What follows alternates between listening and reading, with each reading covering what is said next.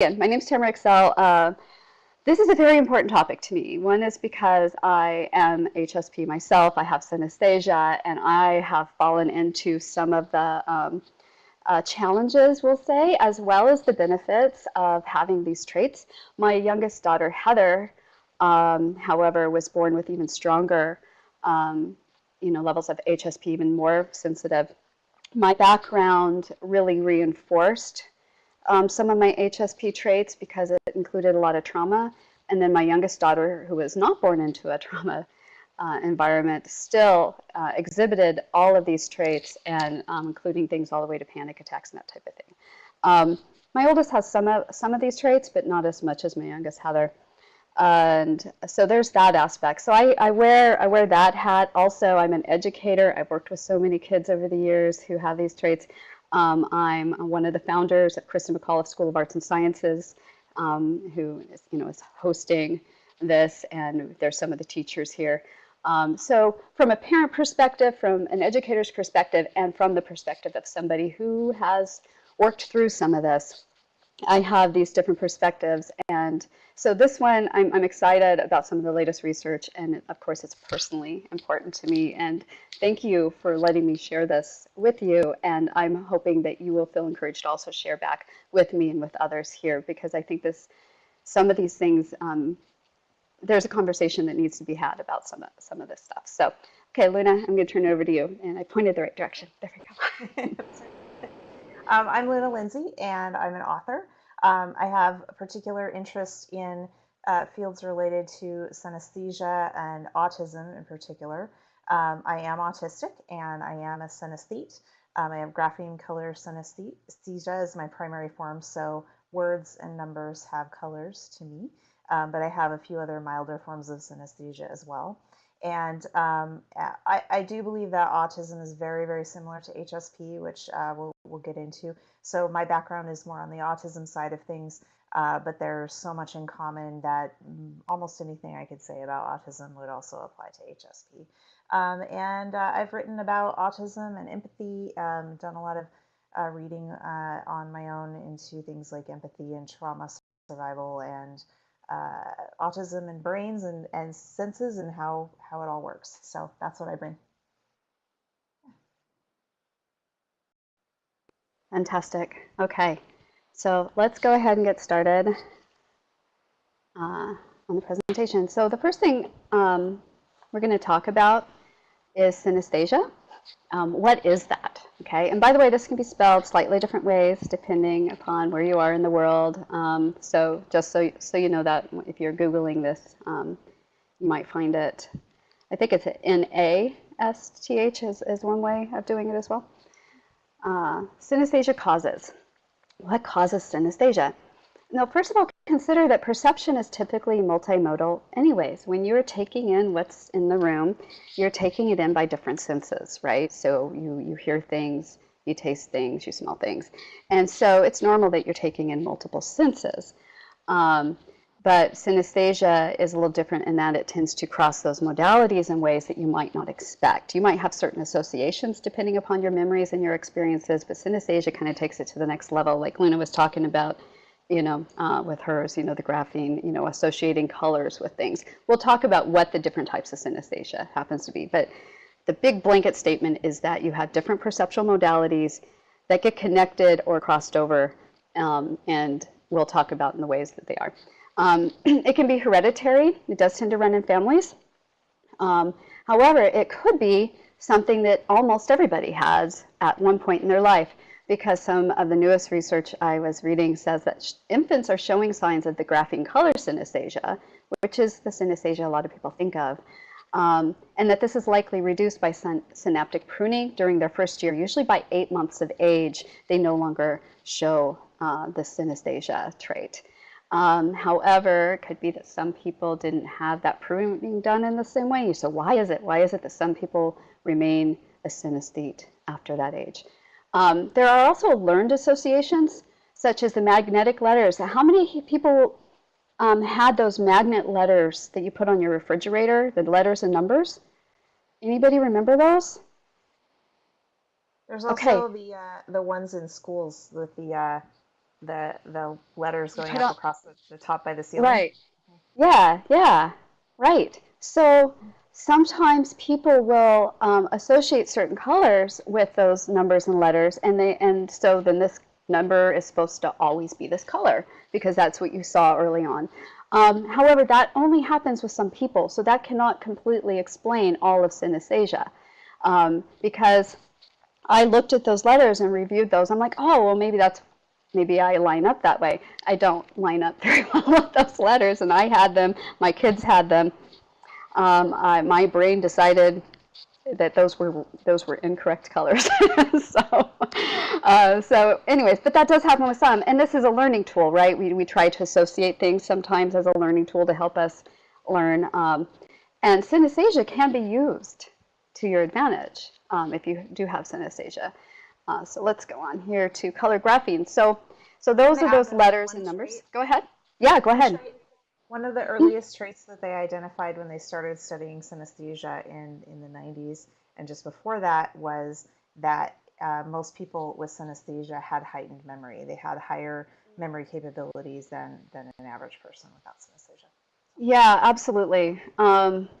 They do. It helps Yeah. me. It helps me remember. Sometimes when I can't remember someone's name, I always remember the color of their name. It's not very helpful sometimes. Orangish, blue, what? No. Right. What's your name? Yeah, they don't go for that. Yeah, that's a thing. And yes, I'm finding that as well. And I know for myself personally, my memory is very much it's photos and movies, and it can be multimedia where I have the sound and stuff like that as well. But then also I'm able to use my synesthesia because I'm inputting it into my brain through so many different modalities. I was able to use my synesthesia to finally learn pre-calc, trig, that, and get myself up to that level, whereas I struggled before until I had a teacher who let me use my synesthesia to learn mathematics, and then I could do it. So that's just kind of a fascinating example, I think. So there's visual sound, and that goes both directions. Now, a lot of people have the type of synesthesia where when you see something, your brain might fill in a sound for it. So when you see that drop of water, how many people here can imagine, at least imagine, the sound of a drop of water hitting, like bloop, and then it spread, and you see it spreading out? Anybody here? Can you imagine that? Okay, looks like several can. So there was a study that they were showing people these things like this, and they would show them the video of it happening, and some people heard the sound even though the sound was not there, but they heard it as if it were there, and they were really sure it was there. And I think the number was really high. Just don't quote me on this. Go look at the research. But I think it was something like 25%. It was just a really high statistic as to how many people do this. You'll fill in the sounds that you think should be there. So, nothing like making you question your own senses, right? So that's a thing. The opposite can also happen. How many people, is there anyone here where when you hear things, like when you hear music, you have colors or shapes or sounds, especially if it's loud and you're surrounded by it? Luna, you have that? Yeah, it's not as reliable as the graphing color, but yeah, okay. I can get that, especially if I give it room to be. It can be quite fun. Yeah. I first discovered this when my dad bought me a stereo with a big headset, the big cushy ones that went over my ears. And I was listening to classical music, which was wonderful for this. All the layers, the orchestra. And I closed my eyes, and then I was surrounded by shapes in this light show. And I could just sink into it. And yes, I can do that also if I'm in a room like that as well. Also, it has more than just visual for me. It also has texture, but we'll talk about that. Only if your eyes are closed, Brittany. Yeah, go ahead. I'd like to interject on that about eyes being closed or not and that sort of thing. Back when they first started studying synesthesia, again, in the 90s, I think was the first book I ever read on it. The Man Who Tasted Shapes is the first book I read on it. And back then, they only accepted one type of synesthesia, and that is whether or not you're actually projecting those senses out into the world, like you are actually hearing that drop of water or actually seeing those colors in front of you. And in the 90s, the definition only applied to people who physically saw it or tasted it or felt it on their skin. That definition has been expanded since then and now broken into two types. So the type I just described is called a projector synesthete, because you're projecting it. The type that I have and that many others have that we're now finally accepted is called associator synesthesia. And so that's where you are associating those colors or those sounds, but it's inside your head. And so closing your eyes, yeah, for music, I'll have the association with the sound, like particularly genres. Whole genres have a color, like alternative music is kind of this browny, natural, beigeish color. But when I really want to experience a song, particularly electronic music is the best for those textures, I have to close my eyes. And I have to be kind of paying attention. That's why I said it's not as concrete as the graphene color, because the graphene color is also in my head, but it's always there. Every time I look at a word or think of a word, it's got its color. So, yeah, two distinct types. Yes. Two distinct types. Right, right, and I'm glad you brought that up, and I'm glad you explained that so well, because yeah, I think there's a part where we might hit on it in a different category, but yes, it needed to be hit on here as well. I'm a combination of that, where I will certain kinds of synesthesia for me, it's associative, and others it's literal, where I will literally feel texture, or sometimes literally will feel a light expand, the room gets brighter all of a sudden.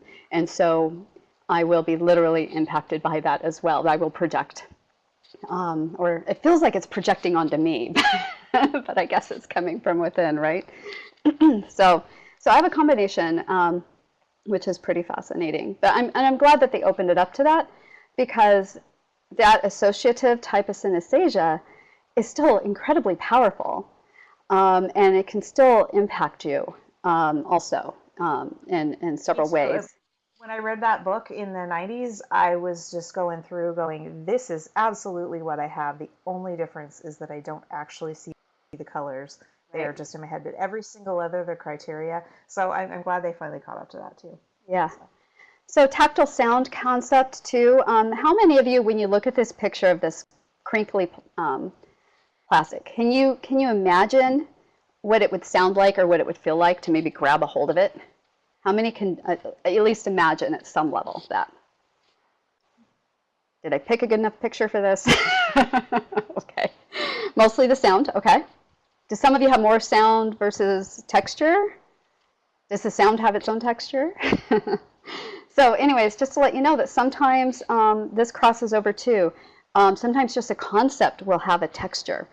It's an abstract thing that you're not going to see or hear. Other times you can look at a thing and go, oh, I can feel that, and you can maybe even sense it, or you can actually hear it where it projects more. Okay, so some more sound. Interesting. Yeah. So that's another thing. But then, yeah, sometimes just ideas. You know, like going to a place. But again, music for me has so much texture. I have a playlist that I call Grits and Honey, because the texture for me is a combination kind of grits, exfoliating, and then smooth honey, and that's for pain relief. I discovered that it helps me if I'm in pain, like I have a headache or a migraine coming on, or I ache, my body aches for whatever reason. If I put this on, it's like it helps scrape away the pain and then soothe. Isn't that interesting there? I have synesthesia playlists too, by the way, and I'm going for color. Yeah.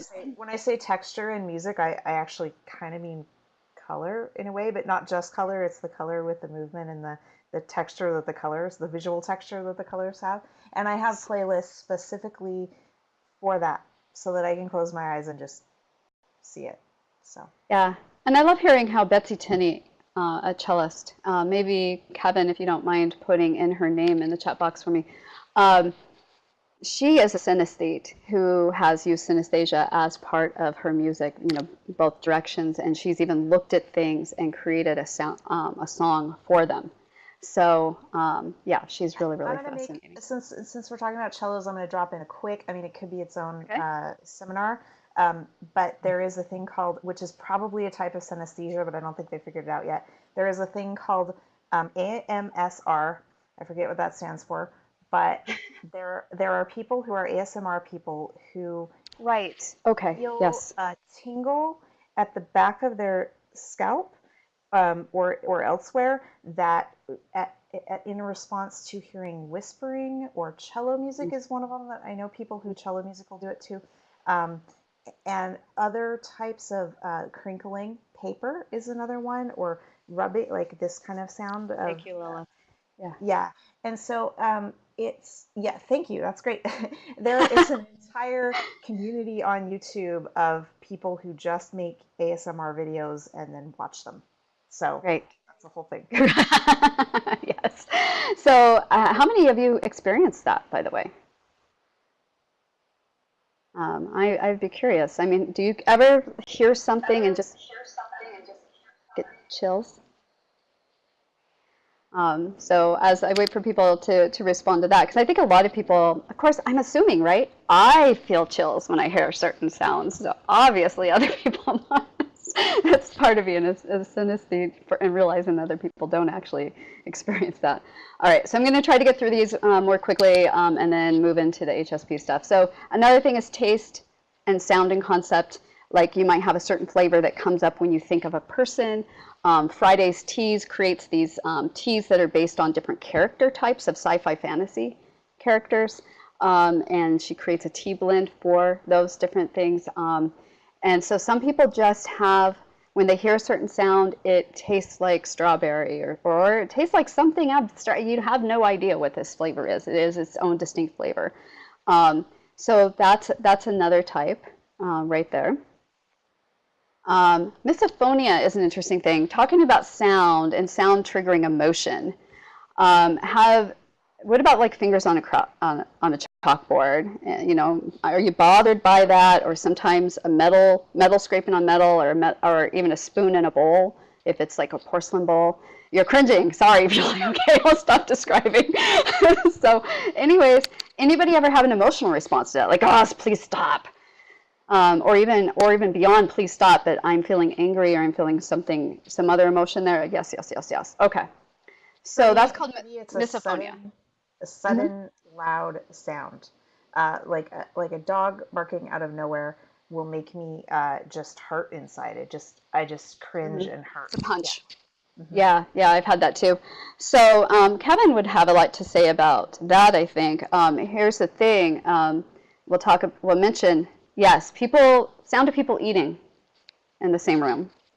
That can be a thing. And I think some days are worse than other days as to whether or not you're sensitive to that. And then a common thing that I hear people with misophonia say is when they hear other people eating, the way to be okay with it is for them to start eating too, or to just start pretending like you're eating and start making that sound like you're eating. So there's a tip. Also, EMDR can be used for misophonia. Luna, do you want to put in EMDR in the chat if you don't mind? It's often used for trauma. And I'll mention that. Oh, Kevin, gotcha. But something. That is something that can now be used to help you with misophonia. And it doesn't have to come from a trauma background for you to be able to be helped with this. So, okay, ordinal linguistic personification. When I was a little girl, I asked my grandmother, I'm like, is this a girl finger or a boy finger? And she told me that I was a girl, so all of my fingers were girl fingers. And that just told me that I shouldn't ask Grandma these types of questions. I did not have a name for androgynous or gender fluid or something like that. So this was a very confusing finger for me at the time. Because, you know, my fingers, each one of them, have genders and personalities to them. And that's, yeah, they're personified in that way. And that's just something that I'm finding that other people do, but not a whole lot. This one is a little bit less usual. And so another thing is sensing movement or presence without seeing. Do you ever do that? Like, can you close your eyes and move your hand in front of you and kind of see or imagine seeing or maybe actually see your hand or some blur go across? Can you sense it? Maybe see it, or maybe just feel it? Or do you ever feel somebody standing behind you, even though you're not seeing them, but you can feel them? That also is now being studied under the umbrella of synesthesia as well. Spatial timer concepts. I see things that are in place with each other. A lot of my memory is spatial. I will remember where things were relative to other things or where they were in a room. Also, my sense of time is spatial, where I can't see a linear type of calendar. Everything has a circle, or just like to me the seasons have a circle as well. And where they are in the air is perfectly placed according to where I think they should be, where I perceive them to be. Does anybody else do that? Luna, is that something that you do at all? I've heard of it. I don't have it. Okay. But there is a type of synesthesia called ticker tape synesthesia, which manifests in various ways. I've heard of people who, when they hear people talking, they see the words that they're saying on a ticker tape that is going in front of their eyes, like a Wall Street report kind of thing. Or they do it with calendars and time, where they have a circle of paper going around them, and when someone says a date, they spin that around, and that date pops up, and if they say, let's make it a lunch date on that, they pin it. Right. Yeah, and for me, project that. Some of them, right, they're projecting it out into reality, and they actually see all of this stuff. Yeah. I will get like a semi-projection of ideas in the air that I can move around. It's kind of a combination. It's projected, but it's like I can also see that that's not really there, right? So it doesn't interfere. Kathy mentions that the previous slide is apparently trainable in certain types of martial arts. Yes, absolutely that. Also, if you're coming from a trauma background, you get trained in that as well, and very, very sensitive to all of that. And yeah, so that's my experience anyways. Auras, a lot of times when people think of auras, they think of light or they think of color. It can also be texture or quilt blocks or combinations of shapes as well that you might actually see, or you might just associate. Like when you think of this person, you think of this combination of shapes and colors for them, or textures for them. I have a combination of that, where I do that, where I just kind of associate it's in my mind, but it's very consistent. And there's a lot of symbolism in there for me on that. But then I've also had those where when they walk in the room, it changes how the room is, because the color or light for that person will, be there in the room with them. So again, both types of association and projection on that. Another thing too, when I taught middle school, I would scan the classroom and I would see light and lack of light. And that would tell me if a kid was really down or happy or whatever, but if they weren't doing so well. And I can key in, and I would do that with other people. I remember my principal going, how do you know? I thought I was presenting myself well. How do you know that there's something up? And it's just, who knows what I'm picking up on? I could be picking up on body language. I could be picking up on scent. I could be picking up on all these details, but how my brain shows me is by light and lack of light. And that's how it comes into me, and that's how and then know, oh, I need to pay attention to this kid. I need to go by this kid and say, hey, if there's anything you need, let me know. And so, which really keeps middle schoolers on their toes, too. Mirror touch synesthesia. This one's just so fascinating, and this is where we start to cross over into empathy. By the way, it's really common on the mailing list, the synesthesia mailing list that I skim. This one comes up a lot, too. It does. Feeling a sensation upon seeing another. Huh? I think we've got a little bit of a lag there. I didn't mean to. Okay. Sorry, go on. It's okay. So feeling a sensation upon seeing another person being touched or subjected to that sensation, like cold water being ran over them, ice or something. It could be a mirror reflection or flipped. So for example, if that person is facing me, it could be that, I'm touching, who cares what the camera says? I'm touching my right shoulder. The person's facing me. I might sense, if they might sense it's on their left shoulder or actually their right shoulder, depending. So they might be quite literal, lined up with me, right, my right shoulder, their right shoulder, or it could be a mirroring of them. So it can be literal, exact, where, you know, if I were to do this, somebody with mirror touch synesthesia might actually feel a tapping on them. Or it could be emotional empathic response, where it's more of that association abstract, but usually there's some sort of body response in there somewhere. Where has anyone ever walked into a room and you could tell what the mood was right away? You had no idea, you might not even know the people in the room, but you were hit by the emotion. Has anybody else had this type of experience? I've had experiences where I walked into a room and I felt punched in the middle, like I lost my breath and I had to leave the room, take a deep breath, say, okay, I don't own that, that's not mine, and then go back into the room, but with some trepidation because I'm not very good at blocking that. And then if you do know the person and you do know the details and then you see the things happening and somebody responds a certain way, then you feel it. You feel what they're feeling. If you feel their grief, you might even feel their pain. And yeah, it's just, so mirror touch synesthesia and empathic abilities, we now have a lot more research saying, hey, this is real, which is great because in the past we had science saying that rats and dogs could do this, and it's kind of nice to have them catch up to say humans can do this as well. I have opinions about how long it took them. So that's mirror touch, and yes, it is more common than I think people may realize. And a lot of people, they'll say, oh, well, that's just woo-woo. No, this is science now. We have science backing this up. So that's where you get your synesthesia empathic abilities.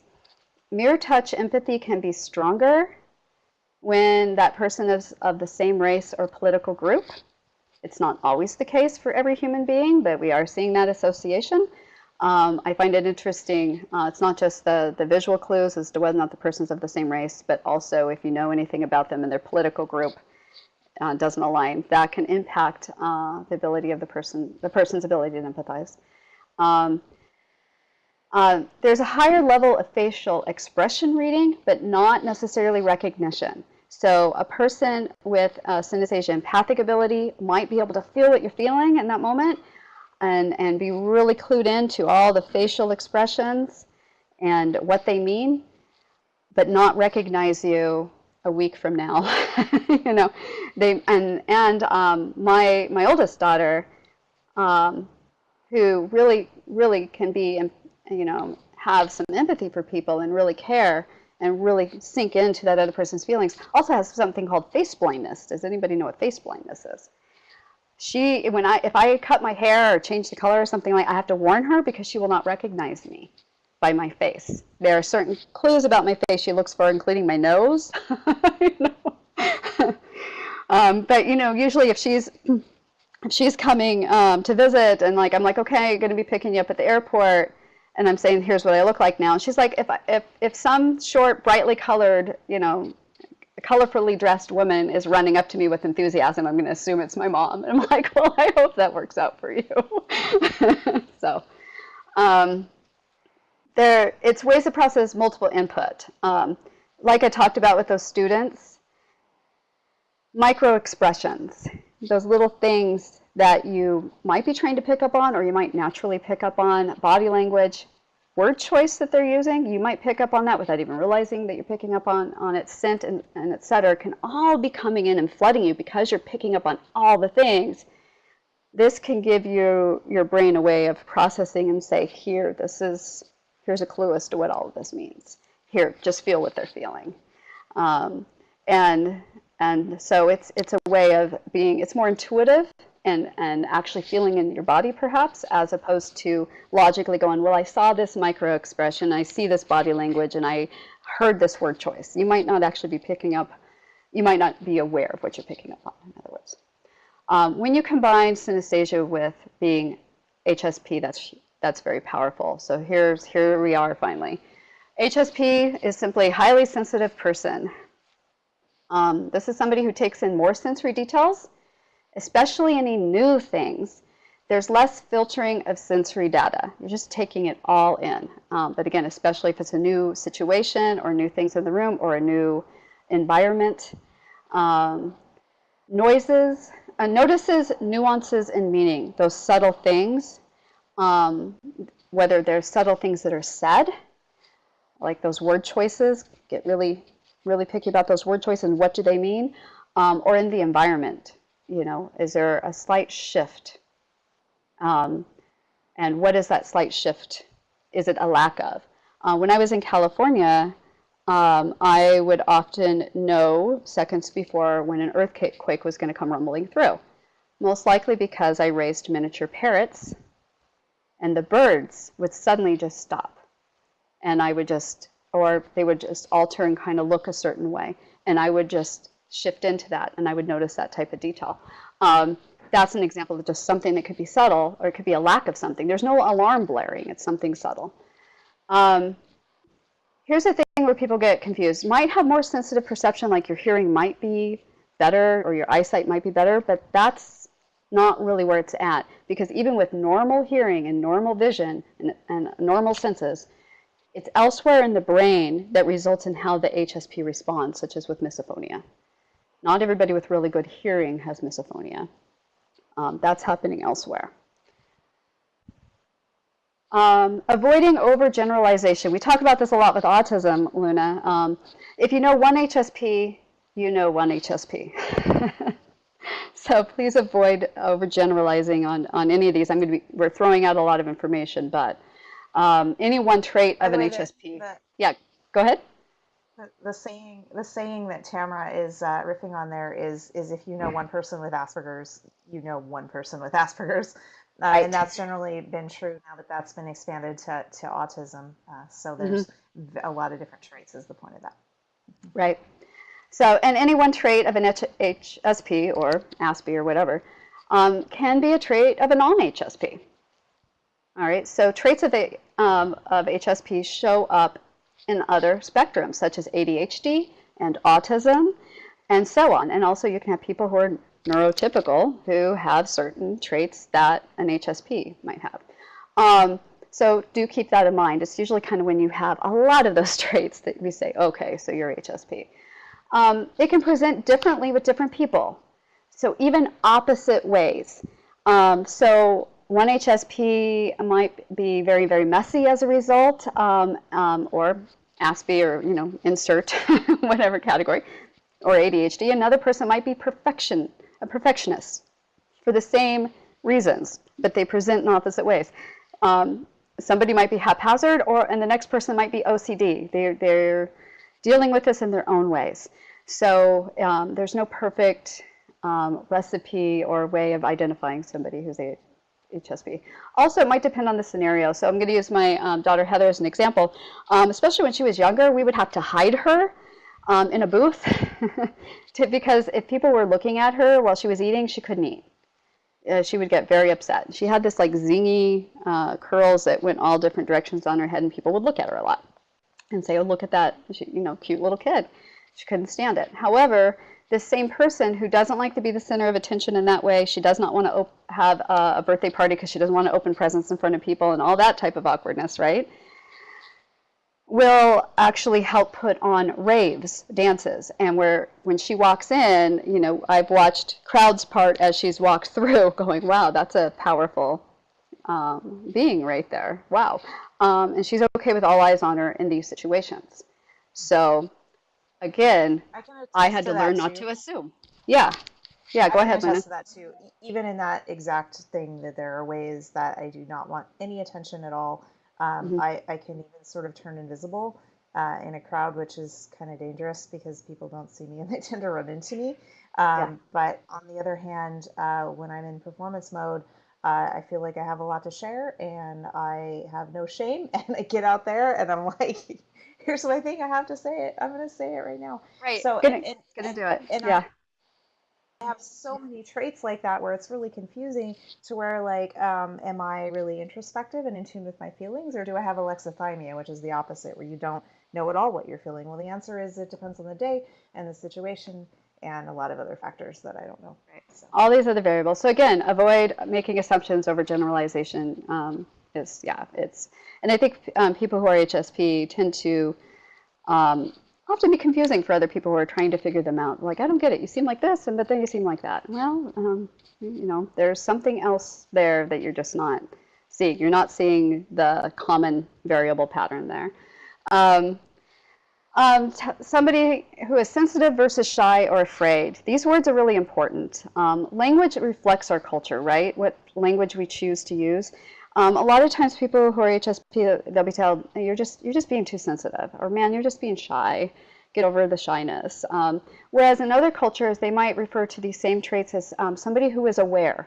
You're sensitive, you have awareness. You're aware of so much. And so you're being sensitive to it. Do you see that difference, that slight difference in how that one word changes how you perceive this? You have understanding. Understanding is another word used in another language, another culture, or reflective, as opposed to being too sensitive, too shy. Spiritual. Spiritual. Add spiritual. Yeah. And even our own culture has, if you're highly sensitive in the right context, and Yes. saying the right things, then you'll be called spiritual. But if you're saying, "Ow, that hurts, that's too bright," then you're overly sensitive. So. Right. So imagine if I'm being sensitive to the cold and I need a sweater. Does that mean I'm afraid of cold? Doesn't mean I'm afraid of the cold. It means I'm being sensitive to the cold and I need a sweater, right? So that's also kind of reframing that. And so just because you're sensitive to a thing doesn't mean you're afraid of it, and it doesn't necessarily mean that you're shy. However, HSP traits combined with certain experiences can certainly lead to shyness or lead to fear. So that doesn't mean that it's not there either.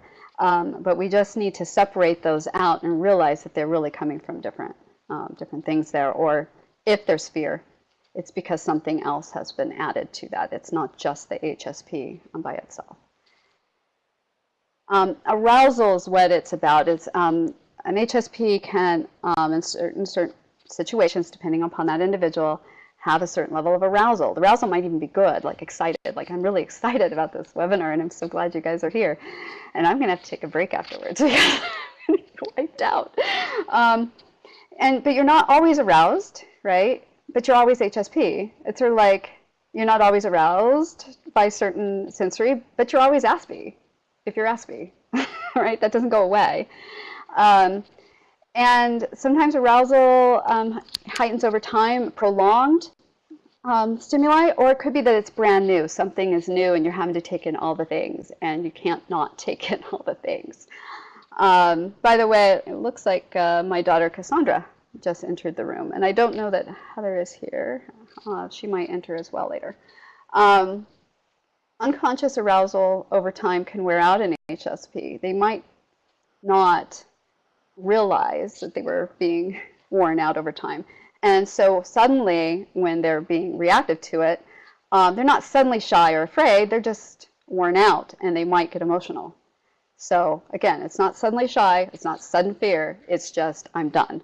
I put the power lines up. Anybody get bothered by those really, really, really big power lines? Anybody else have this issue? We're just like, ugh, you just through my teeth and my cheekbones and everything. And then also, Craig was talking about how he can be okay around them and then suddenly be irritated or even angry because of a power line or a computer fan or something like that that was just going for a while and didn't realize it was irritating, and suddenly it's there. So that's a thing. Yes, yeah. I mean, I'm like, part of my requirements for where we live is not any closer than this to power lines, the really big ones. Sensory echoes is another thing. Yeah, go ahead, Luna. Yeah, I'm gonna just add on that, at least from my autism background, what some of the terminologies that we use in there about that effect of not being consciously aware of all the stimulation around you, but your body and mind are still registering all of that stimulation. And right. The term that we tend to use in those circles is overstimulated. And it's for me, it's a very particular feeling that I get regardless of the stimulation, where I feel it all over in my body. My skin kind of crawls, and I get hypersensitive to the slightest, itch. The slightest thing touching my skin, I can feel my skin all over, and I start to feel Tags. compressed inside. Tags, and that tags are always a problem, even if I'm having a great day. But like inside, I start to feel like really tense, and at Uh-huh. that point, any additional stimulation, even if it's my favorite song, I got to turn it off. If Yeah. it's whatever thing, and so that's part of those ebbs and flows that we see a lot, probably in HSP, but definitely in autistic people, is that you can tolerate things really well on some days, but not others. And part of it are those background sensations that are building up that you don't Right. realize. Yeah. Or what about the kid who does really well in school, right? The classroom, the regular classroom. They do well, they do well, they do well, and they come home and they have to cut loose or explode or melt down. I think there are a lot of parents who have dealt with that one before or are aware of people who've done that, or maybe they were that kid. so, so that's the thing too. If I'm I want OS to, and I yeah, your don't kid. chill out, Yeah, if I'm OS and I don't chill out, yeah, I will melt down. I will melt right. down. So yeah, Yeah, sure. just need that opportunity, that place to go to just because I held it together and now I'm not. So, also sensory echoes. I'll get sense if I'm in a really noisy place or noisy room, or I have repeated noises. Maybe it's at a convention. Maybe it's at a restaurant where there's lots of clanking over and over again, or there's some party or some subway, whatever it is. Later, I will be in a quiet room, but I will still hear echoes of these sounds. And it can last a really long time, especially if I overdid it. I one time had, at RadCon, I think I had 11 panels that I was assigned that weekend. And over half of them were in one day. And by the time I got to the end of that day, I was trying to get myself back to the room. People kept wanting to stop and talk to me because they're like, oh, well, she doesn't have a panel now, right? I was like, ah. So I'm finally in there sitting in a quiet hotel room. Nobody else is there except for ferrets bouncing around me, which is great. I love my ferrets.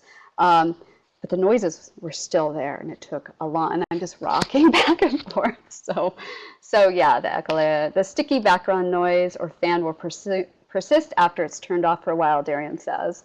Cass says a few hours, the rest of the day and night, and basically until the next day. Yes. Echolalia, is that, I think, how you say it? Yeah, that's the technical.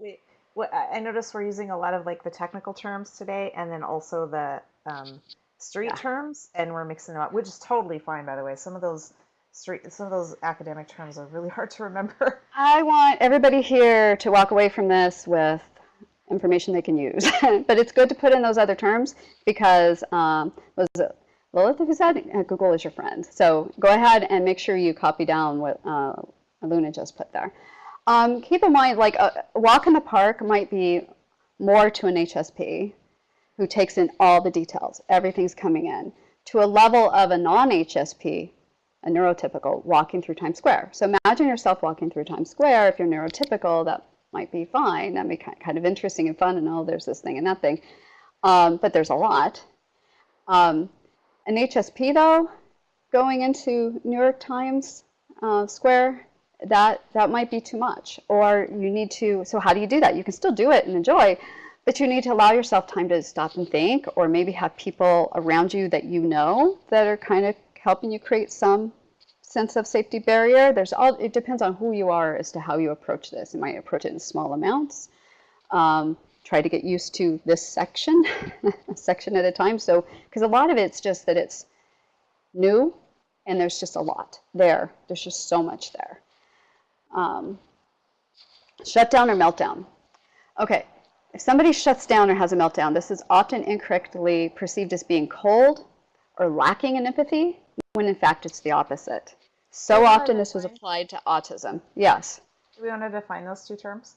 I can do that if you want. Yeah, go for it. A meltdown is the kind of thing that I get where I get so overwhelmed that my brain shuts down, but I'm still outwardly active. I'm still feeling the overwhelm. I'm feeling it everywhere. It's very painful. I do a lot of crying, and rocking, I usually get restricted to 3 words that I can say, and I get stuck on those 3 words, and it's all I can say. I often just repeat it over and over and over, and it's a really bad place to be. A Mm. shutdown, other people express meltdowns in different ways than that, but that's how I express a meltdown. A shutdown, I've never had a shutdown, but I've heard it described as um, it's similar. You get there through similar things, getting overstimulated and overwhelmed, but um, your senses actually shut down. Your eyesight Mhm. goes or your hearing goes. You can't hear Right. anything anymore. You Hmm. just curl up and close your eyes, and you're done. Like there's nothing's getting in anymore. You're just closed off to the world. So Which yeah. is which is my experience. I will not do this very often. It came out of trauma background where I had to stop and see the situation and handle it. Cass can speak to that. Actually, unfortunately, having to witness this later in my life, a moment where I had to handle a situation and she was very confused because here's the situation and here's mom being very calm and monotone and handling it.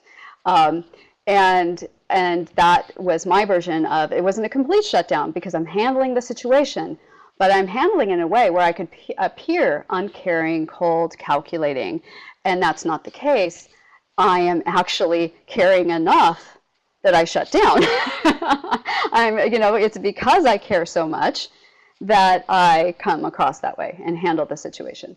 Um, Autistic people are really good at handling emergencies, by the way. And I have a friend, and she tells the time of all of her friends ended up sort of hating her over this, but someone in their friend group was choking on something, and everyone else started like freaking out. Oh no, what do we do? And she just was totally calm and totally collected, and she walked over to the guy, gave him a mhm. Heimlich. He stopped choking, and she turns around and goes back to what she's doing. Like, Yes, that solved. And her right. friends were actually mad at her because she didn't freak out. So, My mother used to be upset with me because I wouldn't, in those situations, like scream or cry or panic. And that's really hard to have your own mother not understand this. But, I was raised in this environment that was very dangerous. And so I was well trained to handle the situations. What she didn't see was later I would be curled up in a ball crying and quietly so no one would see me. So that's the thing is people make these assumptions and yeah I could do that too, but usually later I'll go into meltdown mode. But yeah, so the too sensitive label is often given by somebody who's not wanting to be easily seen or called out. That's another thing, by the way. I really think that should have been on a different slide. But anyways, that's the thing that often happens too. It's like, oh, well, you're just being too sensitive. What's wrong with you? It's like they don't want to be seen. I want to read what, yeah, so Cass recalls this particular incident that I mentioned because, I have a good life. I don't have to do that very often anymore. Although if I hear people fighting in the background, I will slip a moment into that, listen, listen, listen, and if I think it's okay, then I'm here and present again, fully. Cass says there's a disconnect. It didn't seem like she was taking the situation seriously when it was just the opposite, right? Anna says, I don't know if this is related, but sometimes when I spend quality time with people and it's exciting, etc., I need at least 2 hours to process to be able to recover from such an intense, in a good way, situation. Yeah, I think that is what happens to me, but afterwards, I think I can often have more extreme reaction afterwards. Yes. Yes, me too, Anna. I'm with you on that. And again, like Luna says, everybody's different and how it works out for them. But yeah, I'm right there with you on that. Darian says, I was truly overstimulated for the first time in a subway station once. Oh yeah, that'll do it. It was too early in the morning and too much was going on, and I had to run out and catch my breath before I screamed at someone to shut up. Yes, exactly. And then Anna goes on by the way, subways are different in different places. Boston was better than New York when I did subways there. New York was just everybody's angry. But when I was in Tokyo, it was just as crowded, and I would sometimes be a little overwhelmed. But the people there were so polite and nice and careful of personal space that it felt very different for me, and it felt like a very safe place to be. And so it was still hard sometimes, but it was better. So I found that to be fascinating. And it says, like, for example, the other day I tripped as I was holding a little girl. Oh, yeah. I was babysitting. She was fine. I was fine. I washed her off, etc. But 15 to 20 minutes later, I nearly fainted due to what was, oh, yes, vasovagal reaction. Yes, definitely that. Yeah, I'll get it afterwards. It hits me later. It's like, I'm handling it now. Managed to not trip. Everybody's okay. And yes, different cultures are managed very differently. Okay, so let's reframe some concepts. Have you ever heard the phrase, pull yourself up by the bootstraps? And have you ever stopped to think about that phrase and how that doesn't make any sense? Because how can you do that? If you pull up the bootstraps, can you pull yourself up? I believe my understanding that phrase is that was originally a phrase to talk about how that's impossible. And then we have now misused that as a phrase to tell people they should do this impossible thing.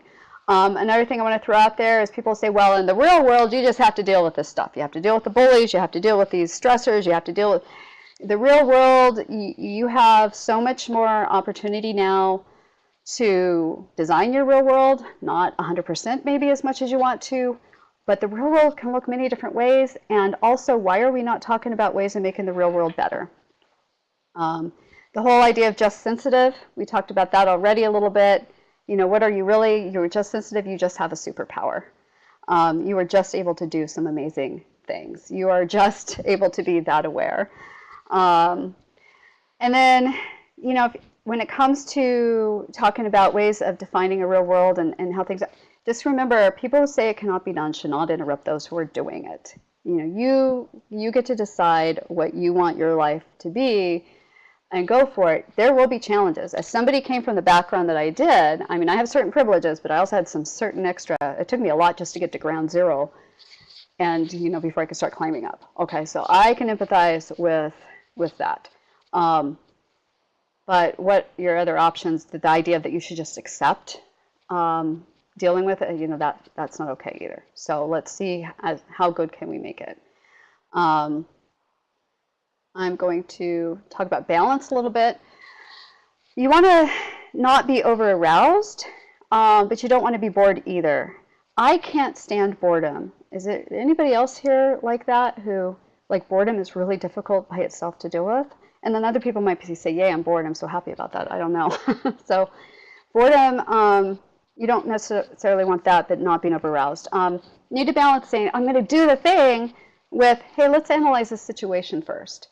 Is there anybody who, when you walk into a room or a new situation where your friend might be saying, hey, let's go in, or let's go into a club, or let's go into a party or a situation, or even a shopping mall, and you're like, wait a minute, I need to take this in. I need to see what's there. Maybe you're the person that puts yourself at the back of the classroom because you want to be able to see everything that's going on. You need to know what you're coming into. And so you might want to still do a thing, but it's okay to first want to analyze the situation first too. So, you know, find your balance there as well. Some people get stuck in the let's analyze the situation and not want to try to go forward. Okay. And Anna, yes, if you could link to those, that would be fantastic. And the Sing website, SENG, has some stuff on that. If you get out there and do some habituating, designing a safe life for yourself, like you go do a thing and then you have a place to recover, that's a way of doing it. Also, I'm going to use my youngest daughter, Heather, as an example. Yeah, analysis paralysis, Cass, thank you for that term.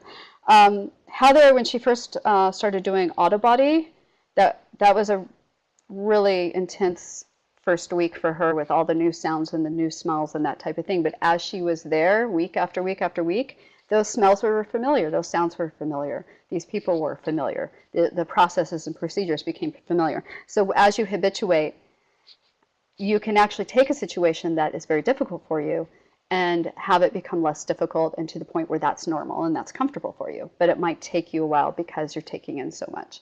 And you might have to take breaks. You might have to have that recovery time. So balance and whatever that looks like for you. And that can be different for everybody. Okay, Spoon theory could be its own webinar. So what I want everybody to do is I want you to first of all write down the spoon theory, and I encourage you to go look more on spoon theory. I'm just going to very, very briefly say what it is. Oh, you love this. Maybe I should do more, right? It is. It's cool. Have you ever heard or used the phrase "I'm out of spoons"? I'm out of spoons, or I only have one spoon left. When you hear somebody say they're almost out of spoons, they're really trying to say, I'm exhausted, I'm tired, I'm used up. And what it is, it's like if you have so many spoons for the day, you wake up with this, and everything you do takes a spoon away from you, and you have to get through your day. So just getting up and having, thank you, Luna, taking a shower and cooking breakfast, that might take one, or for me, cooking takes several spoons.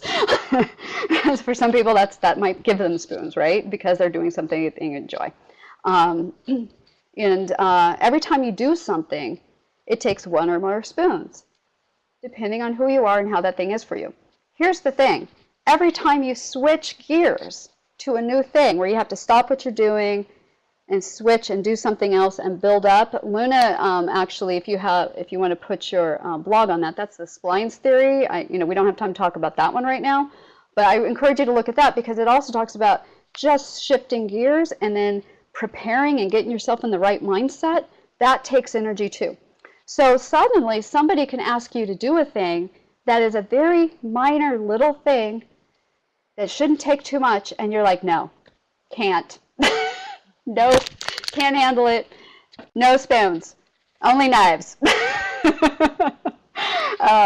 So, yes, look up spoon theory. It's kind of a funny way of saying things, and I encourage you to use that analogy in talking about.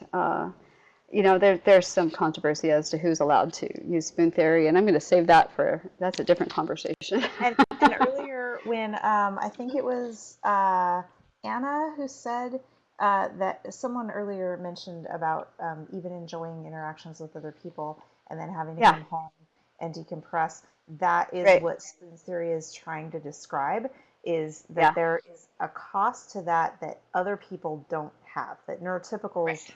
or non-spoonies don't have to spend a spoon to do that with. So it's a way to explain that. Yeah.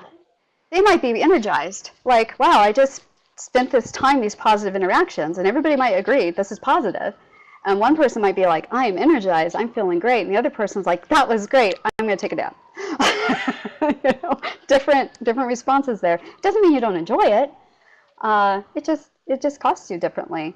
And then Cass talks about, this is so important, the difference between being on the phone all day as a job versus being at home and needing to call about a bill. Yeah, if you're like, I have my script, or I'm doing tech support. Tech support is a thing, right? Or Heather, my youngest, who is majorly HSP, is doing call center for Amazon.com and tech support and that type of thing. And I'm like, okay, how does that? But it does. But then she does this all day. She handles all these customers. She gets these really high marks. She is really good at her job. But then she's Facebook messaging me going, Mom, would you please order me a pizza? I just can't do it. And I can do that too. I've worked call centers. I've been really good at working call centers. I've been like, hey, send the angry people to me. I'll deal with them. But then, I get home and I got to call and make a doctor's appointment. Yeah, I'm going to procrastinate that for a few months. So. It's just hard because you got to gear up emotionally. You got to figure out what you're going to say. Have you ever got on the phone and you're like, oh, I don't know what to say. I know what I need. And you're like stumbling about it. It's like, I need a script. And then Cass, you would always do this to me. You're like, you're going to go, I'm like, go and ask Larry for such and such, or ask him about this. And you're like, okay, so what's my script? What's my script for starting that conversation? And even more important, how do I exit the conversation? What's my script for actually exiting, because I only have so much time? And yes, you still do that, right? Exiting's hard.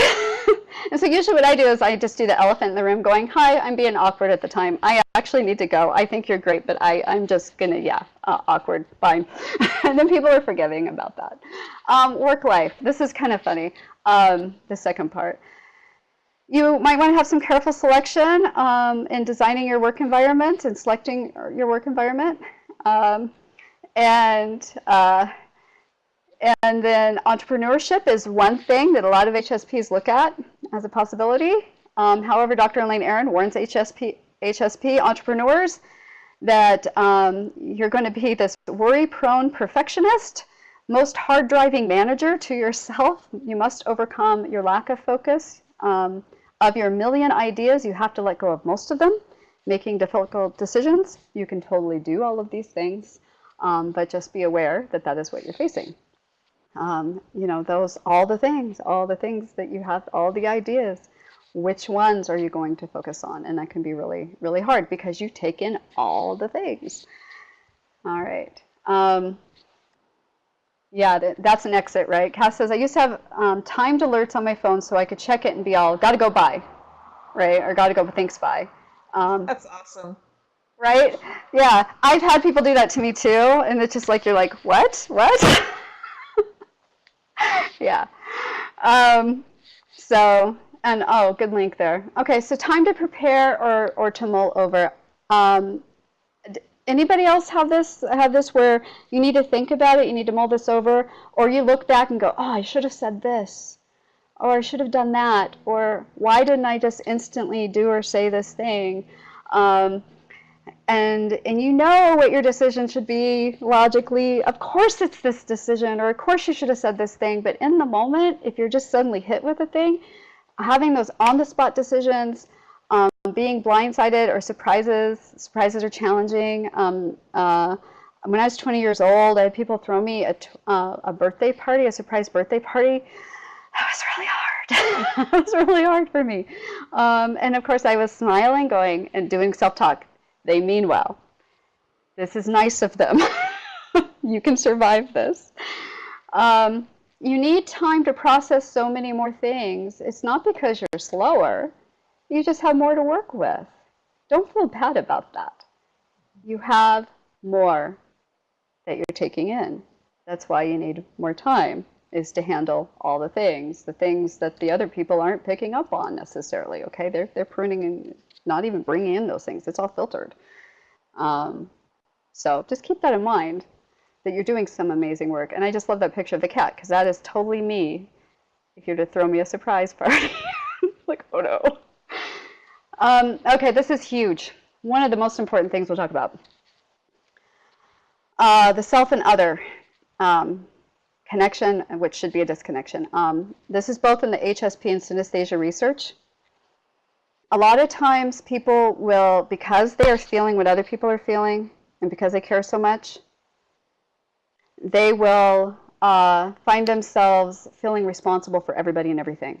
Like you're responsible for other people's emotions. Have you ever been told you are not responsible for other people's emotions? And how do you feel when you hear that? Do you question it? Like, well, shouldn't I be? Shouldn't I care about what other people think? Well, yeah, you can care about what other people think, but you're not responsible. And you'll argue that in your head. A lot of people will if they're HSP. They have a hard time, and of course they do, right? Because if that person hurting means you hurting, it kind of feels like there's a connection there, right? That it should be one and the same. And it can interfere with your own sense of personal agency. It can actually get in the way of you owning yourself and your own voice and your own feelings and your own right to have boundaries and expectations and your own well-being, your personal agency. A lot of times people who are HSP will not even know what they like. If you say, so what do you like, or what do you do for fun? I don't know. What would you like to go do to have fun? And then, you know, that's a question. What do you really enjoy? Burnout is very common because people are being always in service. And then, of course, when they stop, if they suddenly stop being in service, people will not always be very positively responsive to that. Like, you let me down, you betrayed, you failed me. It's like, well, no, taking care of oneself is fine. Also, a lot of times people who are HSP will have that sticky and eating emotions of others, staying too connected. That's also a thing. It's like they can't let go, they can't shake off. I have that problem. Even if I know this is not mine, it doesn't belong to me, but it's like it's sticky. I think Darian mentioned that sticky part, right? it's hard to get rid of those other emotions. And I have a story that was given to me several times, like 3 times by 3 different people within about 3 months, which kind of told me I needed to hear it. So here it is. A senior monk and a junior monk were traveling together and came to a river with a strong current. As they were preparing to cross the river, they saw a woman also attempting to cross. The young woman asked if they could help her cross to the other side. The 2 monks glanced at one another because they had taken vows not to associate with women. Then, without a word, the older monk picked up the woman, carried her across the river, placed her gently on the other side, and carried on with his journey. The younger monk couldn't believe what had just happened. After rejoining his companion, he was speechless, and an hour passed without a word between them. 2 more hours passed, then 3, and finally the younger monk could not contain himself any longer and blurted out, "As monks, we are not permitted a woman. How could you then carry that woman on your shoulders?" The older monk looked at him and replied, "Brother, I set her down on the other side of the river. Why are you still carrying her?" And so that's something we need to realize. We will sometimes carry something longer than the other person that we're even worried about. That other person might be fine by now, and we're still stuck with that. And even if they're not, we don't own it. We don't own their emotions. We need to learn what's ours and what is somebody else's, and that can take a lot of practice and strategies and help. We'll talk a little bit about that and ways of dealing with that. As we're, that's what we're zooming towards right now, and then finishing up with this presentation with that. This is our focus now. I do want to mention HSP and trauma. HSPs take it all in, including trauma. So Luna talked about that higher level of memory. You can remember things at a greater level also, including trauma. And all the details. They are more sensitive to adversity and can be more impacted by events and triggers. However, it's also possible to be able to stay above the fray. Due to that advanced awareness, it's possible that you're like, yeah, you're impacted more, but you're also able to say, I see this for what it is. I see the whole picture. I'm seeing more details, so I see how this isn't quite right. So you do have an advantage there as well. So you have your superpower as well as your side effects. But usually you feel other. Like, is it just me? Everybody else seems to be doing this. Is it just me? Was I dropped off by aliens? That's a thing. So know that if you do feel that, or if you know somebody who's HSP feeling that those people are not alone in feeling that. That's common. I want you to write down SUDs and write down ACEs. We're not going to go over what those are, but SUDs is a way of identifying what your stress level is on a scale of 1 to 10. 10 is like, I'm out the room. I'm walking out. I can't take this. And ACEs has to do with a scale of 1 to 10 on trauma background. By the way, these are tools. We talked about this yesterday, Luna. These are tools. These are tools that can be used. I think Luna put it well when you said they're created by humans, for humans to use. But if it doesn't work for you, don't use it. There are other ACEs, scales out there now that might even be better for you. But it's a great starting point. And I found the SUDs to be the most useful, because when somebody would ask me, well, on a scale of 1 to 10, how are you doing? Well, I might be able to take on more. I might be able to tolerate more pain, because my scale, if it's relative to what I've dealt with, right, compared to the next person, I have a different scale. So SUDS actually defines it a little bit more specifically. And so that's why I appreciate that. So write down SUDS and ACEs, and I encourage you to just know what they are. Mirroring and opposite mirroring. A lot of HSPs, they want to encourage the positive, which means they'll flip the negative. They're going for balance and they're going for calm. So when somebody is trained for FEMA, they're trained to do what's called opposite mirroring. If there's a bunch of chaos and people are scared, somebody comes in and projects calm. Be calm. All is well, right? It's going to be okay. We're going to get through this. Do you ever find yourself needing to do that, where you come in and whatever's around you, you're trying to project the balance of calming down? You want to mirror the happy and mirror the good, but do the opposite of anger. That is a very, very common thing. And you might find yourself doing that, because a lot of people who are not HSP will mirror whatever they see. They will mirror whoever, whatever is in front of them, good or bad. Whereas the HSP will usually, not always, right? Again, we're all different, go for the positive and the balance and the calm. And I'm just going to add, part of that's probably just our natural reaction to the fact that so many normal situations that are not overstimulating to other people are overstimulating to me. And so I've learned to just sort of brace myself all the time. And so if I'm bracing myself to go to the grocery store as a habit, then when I enter a situation that's objectively chaotic and objectively very intimidating or scary or otherwise stressful, I've still got that habit of like, I'm just going to be calm. This isn't a whole lot different than a grocery store. It's a little more intense. But, and so I think a lot of people that I know that are on the spectrum or are dealing with other large amounts of pain or something in their life, they tend to be have very calm demeanors in all situations. And that's why it's just a habit. So. Yeah, and it can be confusing because you might have, like, let's take a situation, like I had a recent situation came up where if I were to express great amounts of anger or sadness or something like that, that would be normal. And that's what's expected. So when I'm not, people are confused by that. And it's because I'm dealing with the situation. I'm dealing. It's not that these things that somebody had done wasn't bad, but it is what it is. That's what you learn to deal. And that's the mode that you go in. It's a little bit more of a kind of a Zen, a radical acceptance way of being, I guess. But that doesn't mean it doesn't impact, because then where do I feel it? I feel it in my body. And that's what we're talking about here, the physical impact. If you physically feel the emotions of self and others, I'm like, I'll feel it here especially. Anybody else get that tension there? Like knots? Oh my gosh. Or, like I have to, like I'll stand up, like I have to press right here just to calm myself on a thing. I'll have somatic responses where I feel it physically in my body. I might be calm. I might even feel emotionally calm. But the knots and the tension and stomach issues, that's happening. My immune system might go downhill. I might have a hard time recovering from something. I might get sick easily. It might take me a long time.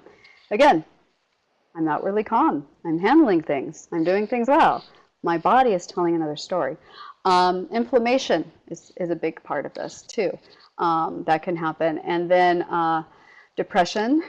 But then also the opposite too. I want to mention that you can have the positive physical impact too. You can have healthy, energetic, bliss, compersion. Compersion is where you're feeling the joy of other people's joy, or whatever their emotion happens to be. The happy, usually it refers to their happiness or their joy, and you feel that. So you can be healthy if you have a life that is being healthy and the environment's being healthy. So you can have good stuff too. You're just kind of the canary in the coal mine, and you're going to be impacted by what's around you. I think I can apply to everybody. It's just you notice it a little bit more intensely with HSPs. So here, if you're parenting children or you're reparenting yourself, here are some things to think about. Parenting styles can be overprotecting, or they can be neglecting and harming, or they can be balanced and nurturing. Then that leads to your attachment style. I probably should have put this together differently. If you're overprotecting, that can lead to anxious attachment. If a parent is neglecting and harming, that can lead to an avoidant attachment. Having that balance, nurturing, that's where you get secure attachment. So when it came to parenting my kids, I tried really hard to aim for that balance, nurturing, where I'd say, go do the things. And I would be protective, but one of my biggest problems is I had a partner who was very protective. And I had to negotiate with him a lot because I wanted them to feel secure, like they could come to me, I was right there, but go do the things, that they're allowed to go try things. It's a hard balance. It really is, especially if you have a kid that lands into the emergency room a lot. Kathy, who happens to be here. So, it's kind of hard to maintain this. Pick up the crying baby. Give a safe place from which to take risks. Reparent yourself. Take care of that child inside. I know that sounds woo-woo, but trust me, you need to do this thing. And now science is catching up with saying, oh, yeah, that's actually a thing. You need to do this. And take care of the adult that you are. If you model this, okay, fine. You don't want to talk about just yourself and your own needs. If that's not good enough, then model this for everybody else. Because if you do this for yourself, you're modeling this for your kids and what you would expect them. Okay. Okay, here's some things I've been taught. And if any of you have any other ideas on this, let me know. Grounding to counter being rootless. There's different ways of doing this. One is to breathe, try to breathe up through, or to feel like put your feet on the ground right now. You can try doing this right now if you want.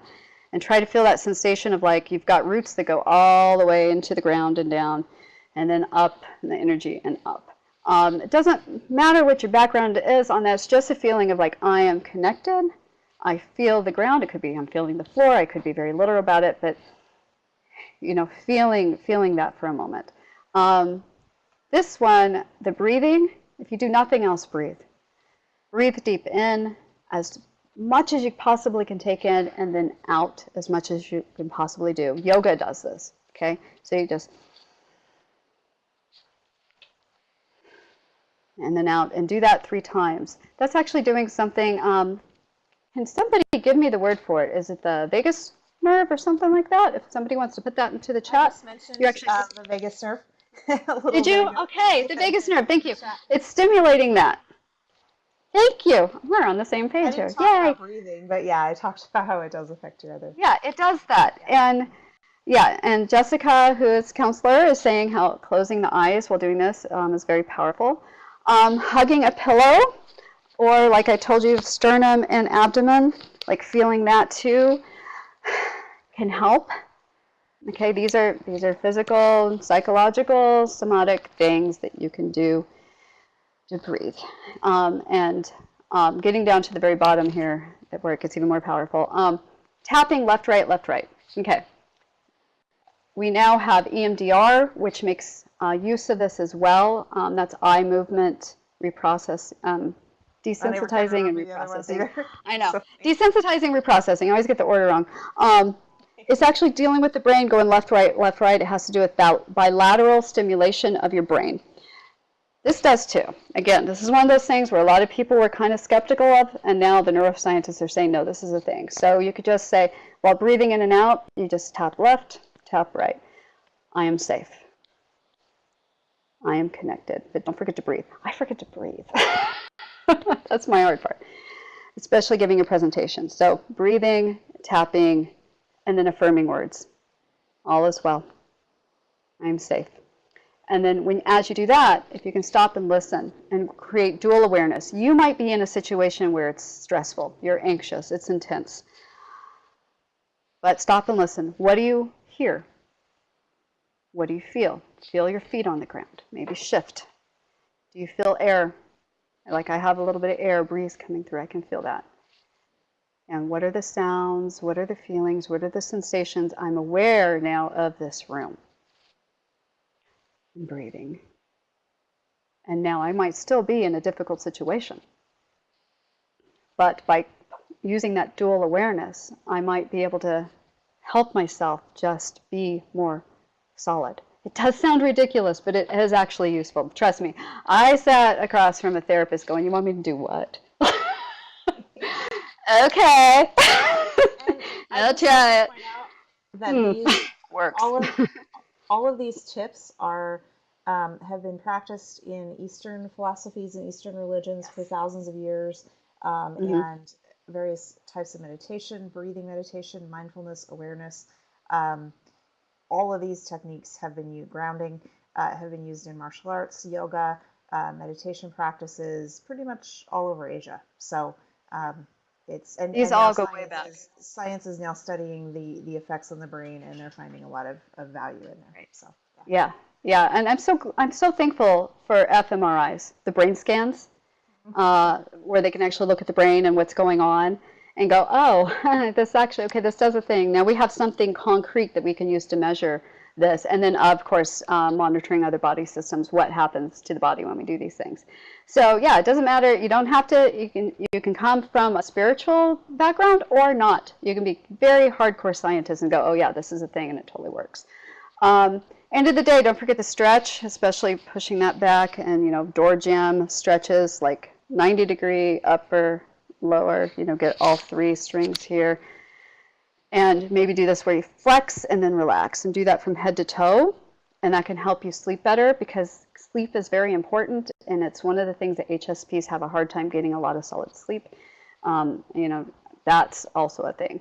So when you do that, that helps. And it helps if you can find ways to rise above it all, to meditate, realize that all things are connected. If that does work for you, if that works for me, I remind myself of that. I'm not alone in these things. I'm connected. For me, nature is my number one connection that I need. Whatever works for you, though. Also, boundaries for you. Jung talked about being sensitive as being self-protecting. Luna's been talking about that, and this is a good thing. You remove yourself from a situation temporarily or permanently. Midlife crisis bravery helps. Okay, that's something that Elaine talked about. I'm going to give you the name of her book. A lot of time, especially women, it won't be till their mid-30s or even their mid-40s that they have what she refers to as a midlife crisis bravery, where they suddenly become brave enough to make the changes in their life to actually enjoy their life and have a good life and have a healthy life. So setting boundaries. It'd be nice if we could teach our children to do this at an earlier age. And so, I'm trying really hard with my daughters on that. I hope that they've gotten that, but, you do what you can. Body autonomy, hugs and beyond. If you don't feel like getting hugs from people, you don't have to. We want to make sure that our kids are taught that they do not have to hug Aunt Hilda if they don't want to. They especially do not have to receive a kiss from her if they don't want to. They should always have autonomy over their own body at all times. And that goes for you as well. Forthcoming communication can be hard but necessary, especially with the self and other issues. So being forthcoming and being blunt and stating your truth can be so hard, because you're like, this might hurt. You might get angry. Oh, geez. And then I've had things where I've said to my partners where I'm like, I have this need, or I have this thing, and they're like, oh, okay. I'm like, what? That's it? That's all I had to do? Oh, that was easy. Or like, I'm struggling with this. Well, how can we help you with that? Oh, wow, that's interesting. Something that this could be a whole nother webinar, so we can't get into it today, Luna. There is an empath narcissism target connection. So people who are HSP or autistic in certain categories and are very empathic can be very easily targeted by certain personality disorders such as narcissism. So that will be its own thing. But just know that that does exist, and that might be something you want to look up. I'm going to add on there because it tied into both you talking about being surprised at people just responding well to your requested needs, and also having lived with a narcissist and coming to expect the way he treated me. It's really important to surround yourself with good people. I don't like judging people, and I don't like saying to anyone, you're excluded from my life because you're toxic and I don't like how I feel when I'm around you. But a huge part of self-care is really assessing, do I really need this person in my life? And it's really hard because some of those people in your life you're very close to and you're even maybe dependent on them. But it is super important for yourself, for the rest of the world, to treat yourself important enough to surround yourself with people who respond with kindness and openness to your needs, who are willing to work with you and improve your situation and how you feel, as opposed to people that are always demanding and always needing you to explain and convince you of their needs, of your needs. It's really important. So just leave you with that. And and when you hear this, you're like, of course, everybody should have that, right? Who would say that you shouldn't have that? Who's the problem? If they say you shouldn't have that. And this is, I know what I want for my kids, and I was better about talking about what I wanted for my kids, and it took me a long time to also look at what I wanted for myself. So that midlife crisis thing that she speaks of is a thing.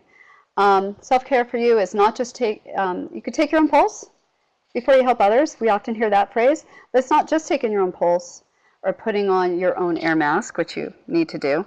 You yourself are worthy of care. Okay, in case no one told you that, you are worth having an air mask or taking your and having a pulse. Please know this. Um, Take care of yourself on the basic level too. Hydrate, nutrition. Don't forget to eat eat food that energizes your body. Move, yoga, stretching. Do your superhero pose. Have you heard that? If you like stretch back or lean back or do a superhero pose, you'll actually trick your body into feeling a little bit more confident. You can give that a try. Get your sleep. This is really hard because if you have higher levels of arousal, you end up with higher levels of cortisol, which leads to difficulty sleeping. Difficulty sleeping leads to more cortisol, which leads to more difficulty sleeping. So at least close your eyes and try to rest. That's your first step. And eventually, all this other self-care can all lead to having better sleep. But sleep, if you can get more sleep, try for that. Design your own environment. As much as you can, and then have your own spiritual path. Religion optional. When I say spiritual, it may or may not include religion. Spiritual is just that one word for what is meaningful for you, yourself, your mind. Whether it's you call it your spirit or your soul or whatever you want to call it, your well-being. Also, what's fun for you? This is a self-other issue again. So, what is fun for you? You might not know at first. You might have to try that. And don't let other people decide for you. Because sometimes they'll be like, oh, come out. You need to come and have fun. It'll be great. And you're like, you're going to torture me. It's not fun. I would be tolerating it the whole time. Or that could be fun if we do it this different way. Pay attention to when you feel joy or bliss. I came away from a therapy session one time where I'm like, I was so stressed. My therapist said, what's fun for you? Figure out what you enjoy. Let's talking about that. What do you enjoy? What brings you joy or bliss? And I couldn't answer. I mean, I would go to work, my work stuff. I'm like, nope, if you enjoy work, that's great. But what about it then? What is it? Everything I could come up with had to do with how I was providing for others. So finally, I was able to find things. I was able to really pay attention. I had to just kind of pay attention to myself for a few months. When am I actually, that's joy. What am I doing right now? Or, I feel really blissful. This is a good feeling. Or when I think of doing that thing, a good feeling comes out. Oh, that's bliss. What is that? I had to take notes on myself. Okay? Do that. If your fun is alone, that's fine. Vantage point along the wall is fine. Quality relationships over quantity is fine. You do you. Replace sorry with thank you. This is huge. Oftentimes, whether it's your HSP or ADHD or ASPE or any other E, it's so common to say, I'm sorry, I'm sorry, I'm sorry. Oh, sorry about that. Sorry I did that thing. Or just for whatever reason, it's like part of our culture or something to say sorry. Do you ever find yourself doing that?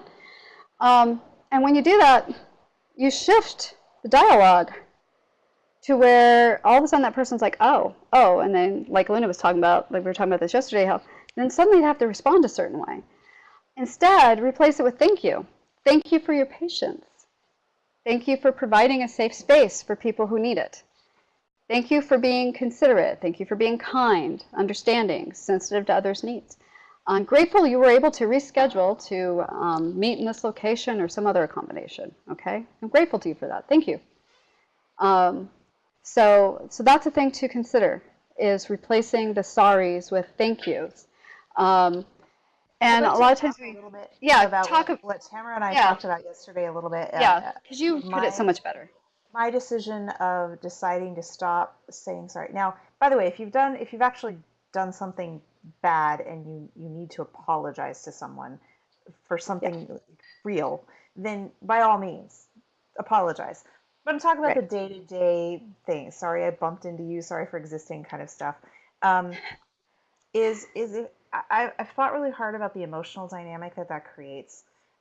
When you apologize for just tiny little things, it actually, especially if the other person wasn't even actually bothered by it, it actually drains something from them. It's you take someone who's fine, and then I say, oh, sorry. Now they're in a position where they sort of feel like they have to take care of me. They have to be like, oh, there's nothing to be sorry about, or you didn't do anything wrong. They sort of owe me something. They're obligated to me. And that I decided that that's kind of gross. I don't want to be that person.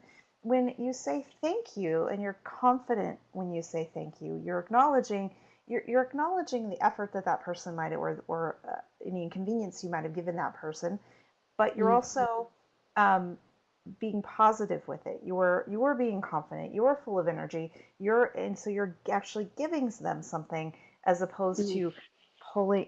I get this pulling sense when Right. I apologize again over those frivolous little things. So Yeah, I mean, question, if somebody says thank you or I'm grateful for you, well, how does that make you feel? Do you feel good about that?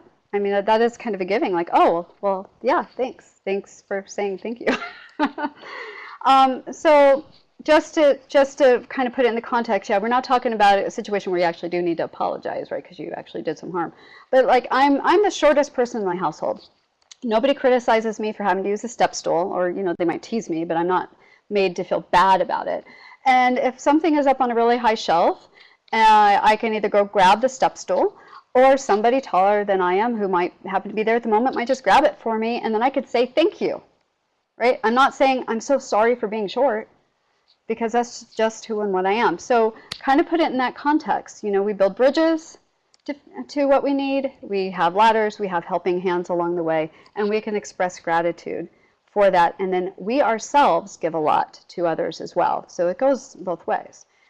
Um, so real quick, before we get to, I'm going to talk about the truth speaking part, and then I'm going to give you a few books, articles you can read, and then contact for more information. So we're almost done here. Um, Truth speakers, HSP, are often more aware of a whole or bigger picture. They might notice more details, and they'll see through facades. They'll see through some things, which can be very uncomfortable, because people often don't want to hear the truth or be seen so clearly. So if you find people who are uncomfortable with you, know that this is just a thing. But be careful, because sometimes they might try to shut down the HSP. They'll say, stop being so sensitive, or stop saying negative things. Whereas the HSP might just be saying 1 + 1 = 2. This is a reality. Um, Also, people have cognitive dissonance. They will do mental acrobats to maintain current narrative or perspective. They don't want to see it another way. They've got it in their head as to how this is. They don't want to see it this other. They don't want to see the truth. So one of the things is, as you see different truths, the beautiful truths, the whole truths, and sometimes the ugly truths, no apologies for seeing that truth. It is one of those gifts that won't always be appreciated by others, but it does have its place. And if you speak it, especially if somebody asks you, no apologies for speaking it. You can be compassionate. I'm not saying you have to be rude or mean, but usually HSPs are not. Usually they're having the opposite problem. They're trying to sugarcoat or take care of a little bit more than just saying, well, yeah, this is the way it is. It's also, keep in mind that just because you see the truth, it's not your responsibility to help others see. Often they can't, because this is difficult to accept, deflating at times. You might say, oh, but can't this person, maybe I just explain it this better way, this more clear way, and no. So what you do for your own self, I just like yeah, to point out, if they don't see it the first time, it's not worth it. There's a couple of cliches. You can lead a horse to water. I like to lead horses to water, and then if they are not thirsty, hey, the horse isn't thirsty.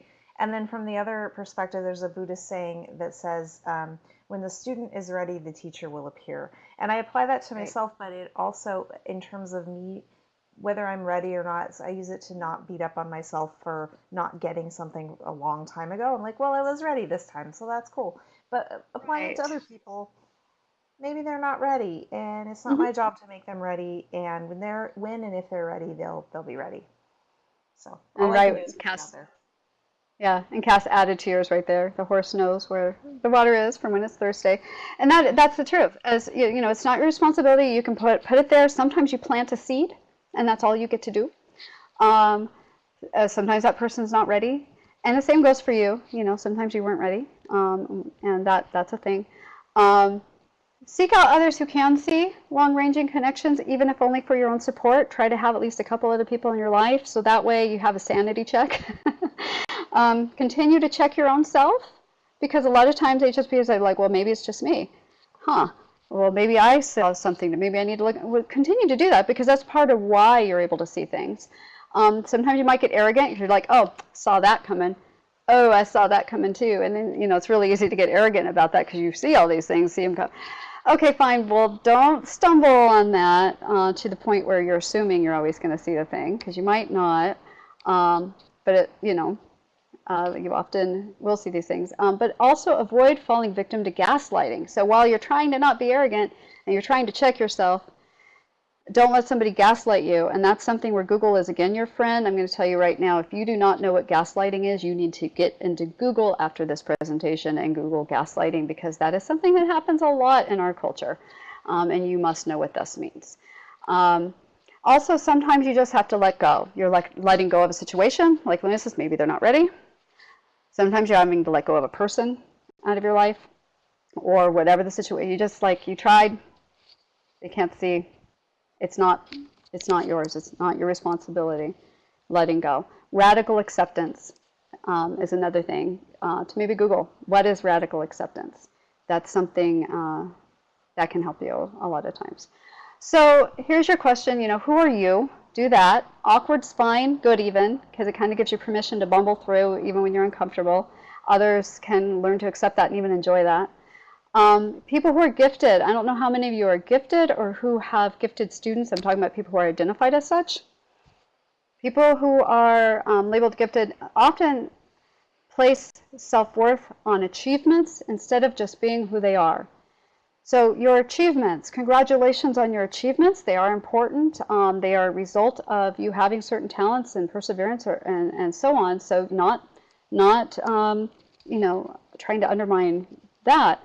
But guess what? Even without those achievements, you are valuable because you are you, even without those. Okay. Take time to reflect, gather the facts, reflect some more, to hear yourself.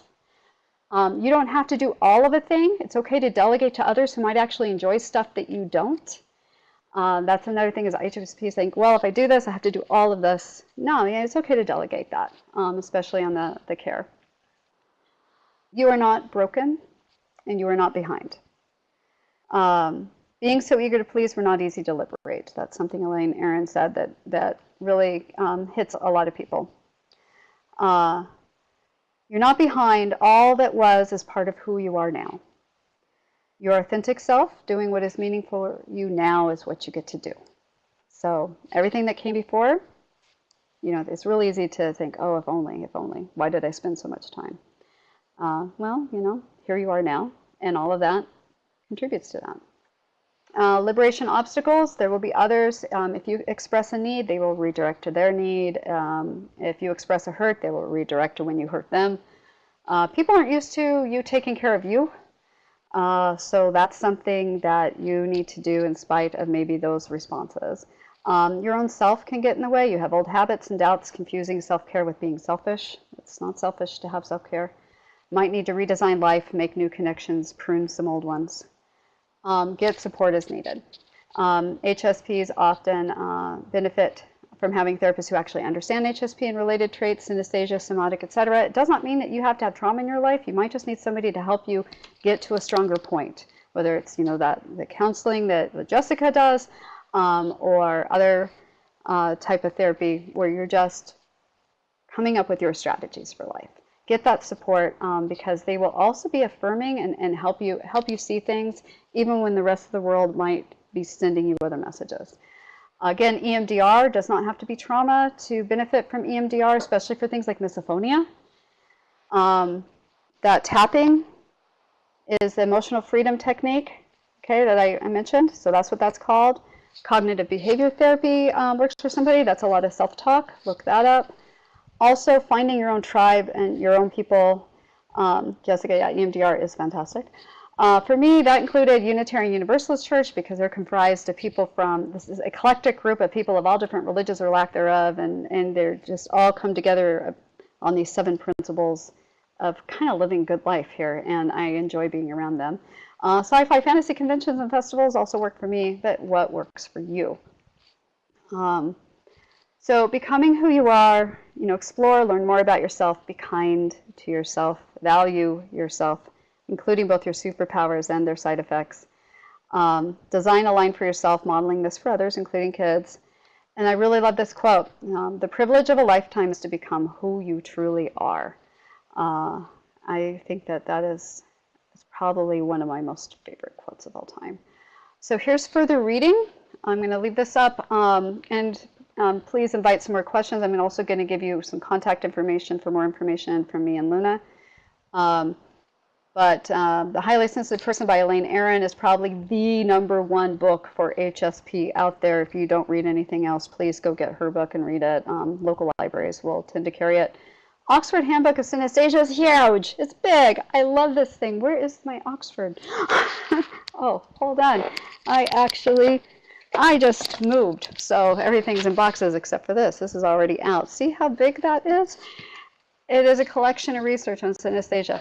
The Body Keeps the Score is another very popular book that gets recommended a lot. And also there's a couple of journals you might dip into for research. Association for Psychological Science, and then Attention, Perception, and Psychophysics. And again, this will be recorded. You need to come back. You can also ask for that link. You can email. So more information, if you want more information on neurodivergent topics such as HSP, synesthesia, empathy, and autism, maybe we prattled off something that you wanted more information about, or you just wanted to read up on some stuff, you can go to my website or Lindsey's website there, or you can email us directly. Oh, it didn't put your email in purple, Luna. Sorry about that. Yeah, it's not like the link will work, I think, here anyways. Work anyway. Right. So anyways, or you can find us on Twitter. Luna's on Twitter a lot more than I am. So you email, if you want to email for the link saying, hey, where's the link to this presentation? I'm looking at our time. We might have to put it up in pieces. So anyways, any other questions that you guys might have, because we tried to watch the chat along the way, or anything else that you guys want to add. I want to read that Anna statement saying it's important to know that not knowing means you can still learn a lot about yourself, which at least for me is exciting. Very good. Yes. Darian, a good book I know regarding synesthesia is A Mango-Shaped Space. Oh, very cool. Okay. Yeah, and you've heard of that one. I've heard it's good from other people too. So yeah. Yeah, and it was a lot of information that we crammed into one. Usually this would be like several webinars, right? Several things, but we're hoping that it was useful. And it was something where it was kind of hard to, it all kind of came together as one thing. It was hard to separate it out.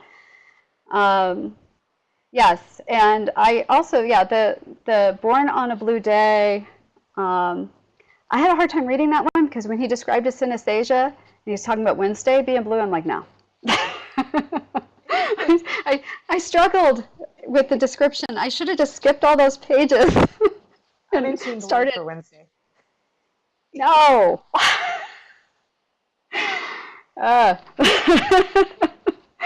Sometimes it impacts you and you're like, why? Why is that so important? Darren, I'm so glad. Susan, yes, definitely recorded. Share as much as to anybody who might benefit. Darren, I'm glad you thought it was fun and fascinating, and you're so welcome. Yeah. And Annette, going to share with daughter. Good, thank you. Jessica, yes. So Annette, just email me and I'll make sure you get the link. You got my email address there? And once we have a link up somewhere of the video, I will be tweeting it, although it might be kind of hard to see because I tweet a lot of things. So that gets buried. I'll put it up on my Tamra Excell website. Yeah, I'll put it up there and it will hold still. And I can put it on my blog too. So okay, good. Yeah, I wasn't going to volunteer you for that, but thank you. Yeah, and then that way you can share it as you see fit with anybody who would benefit. Yeah. And I hope that we covered everything that you were hoping for. If you do have other questions or other ideas of things that should be covered, probably in shorter webinars. Usually I aim for like 15, 20 minutes and then have conversation, right? So this is very abnormal. But yeah, email either one of us with those ideas, whoever you feel comfortable with. Yeah. So yeah, any other questions from anybody? All right. So yeah, take down the email, and it'll also go out on the Chris McAuliffe School of Arts and Sciences page as well, and their Facebook page, and in the newsletter. So if any of you were part of the newsletter there, are any of you part of that newsletter? How many people get that? Because our newsletter is pretty cool. It's had a lot of stuff. And the blogs recently that have gone out on the Facebook page, and I'm going to write this out.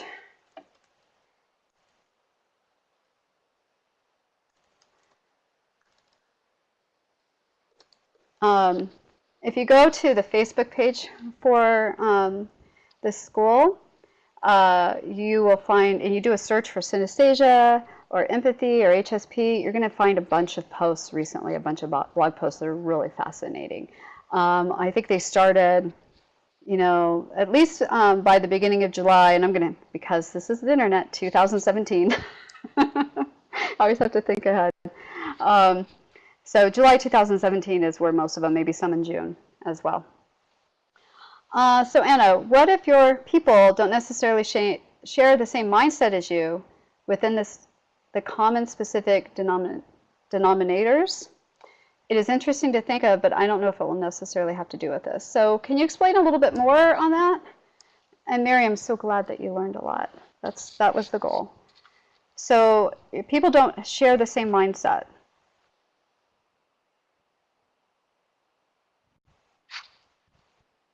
I need a little more information before, and Luna, feel free to chime in if you Sure, think you sure. understand. I think she might be getting at self-advocacy, but we'll see.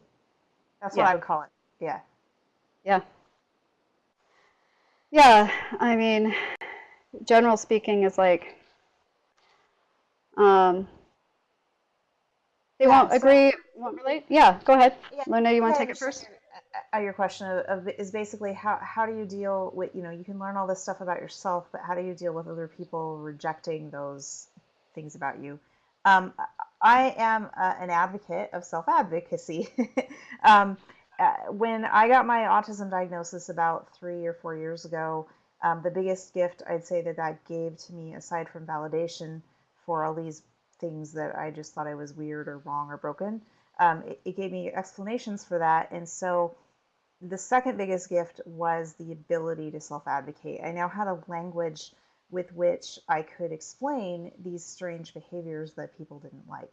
And I encourage anyone who's HSP or other to self-advocate. That means learn as much as you can about why you are the way you are.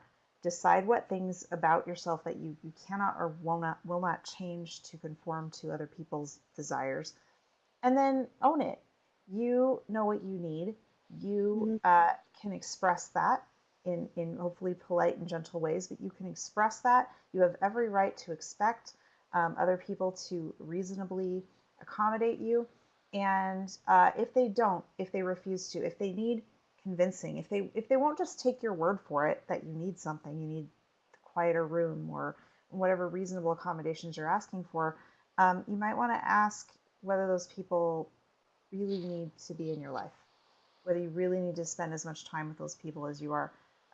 I've recently come to the determination that all the work I went into to get other people to treat me with respect and just like a normal human being, that work wasn't necessary. I needed to just get those people out of my life and put people in my life who cared about me enough to believe me and pay attention to me and listen to me and give me those reasonable things. So that's my answer to it. Again, it's not as easy as I put it.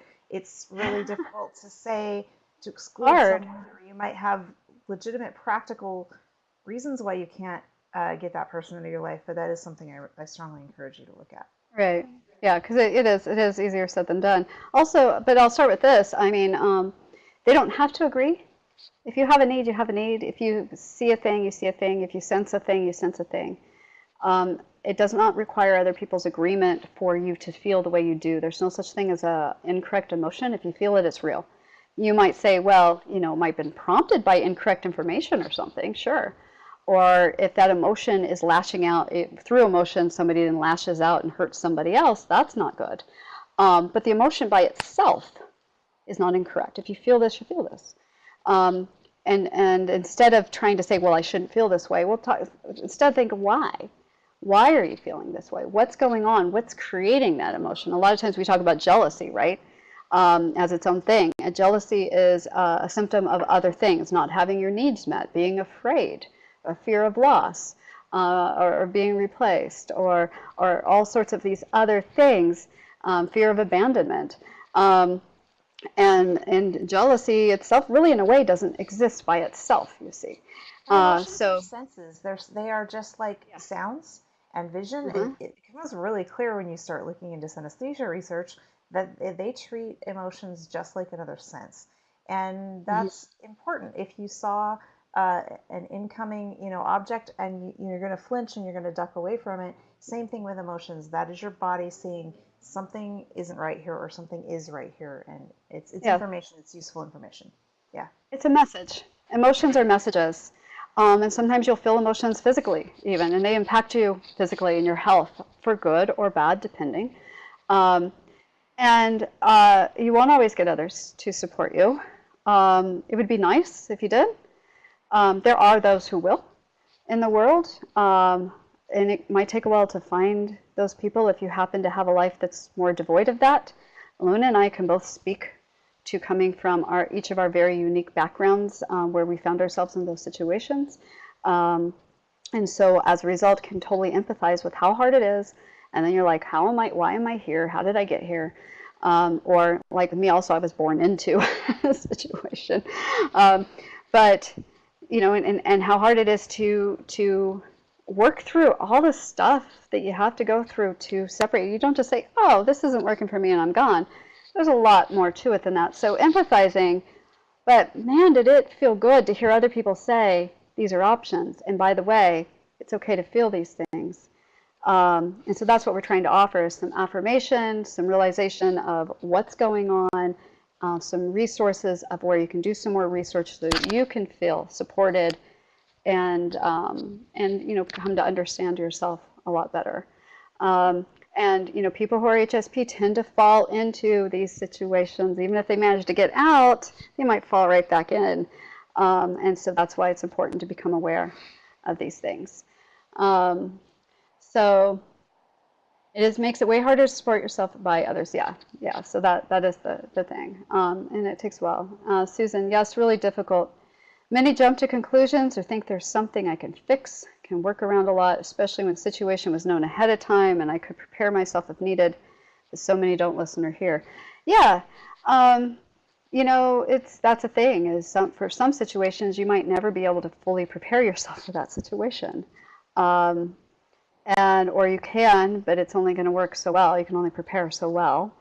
And they might not completely understand. They might not get it because they themselves can't.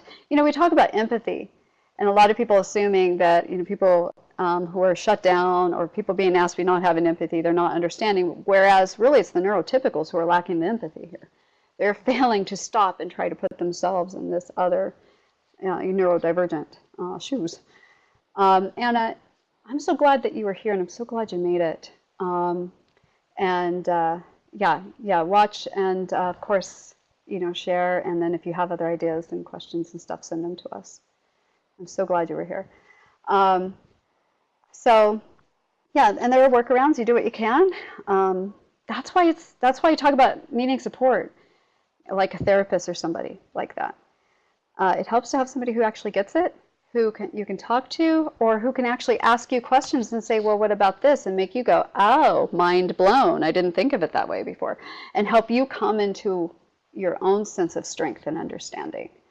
And when I say, you really should get a therapist or your own support system, it's not saying, hey, I think you need a certain type of help. I'm not saying there's something like wrong with you.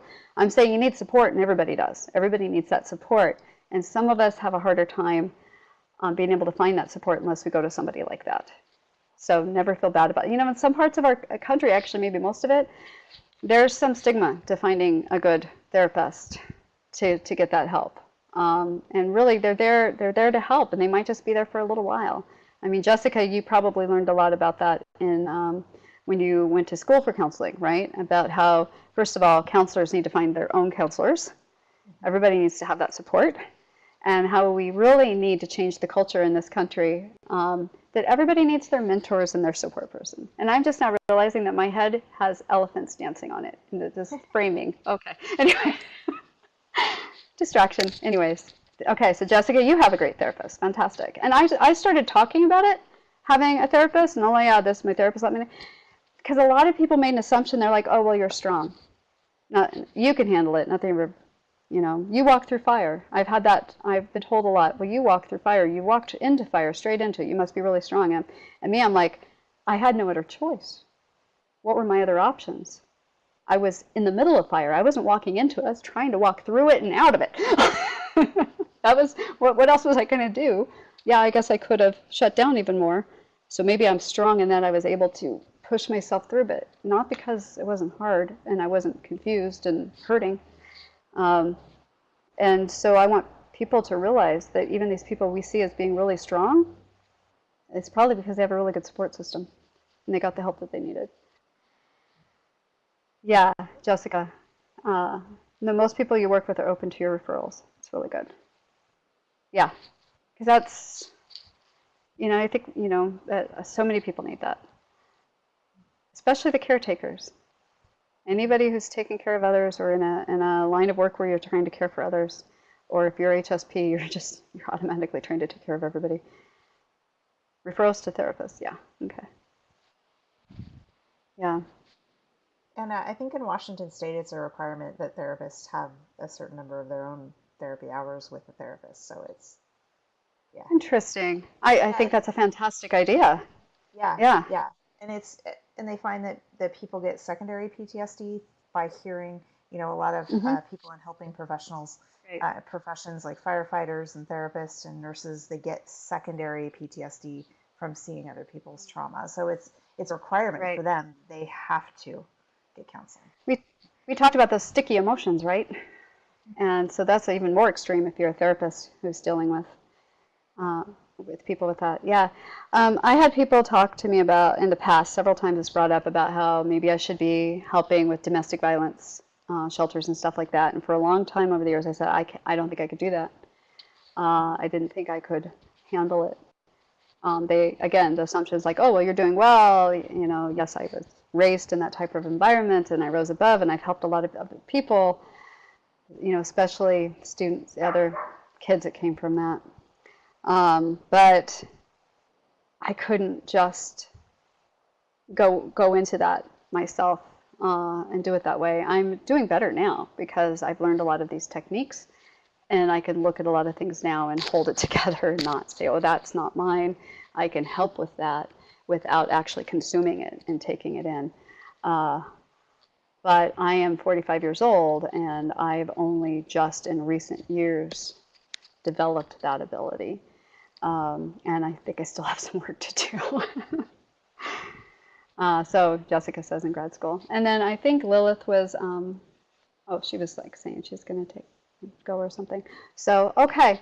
So again, I think this is this awkward time. We have a bunch of HSPs, right? Luna, this is where the exit strategy comes in.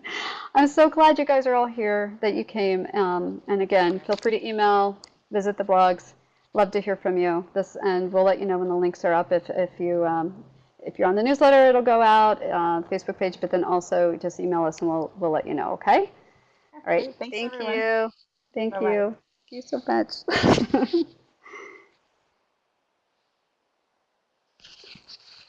You're still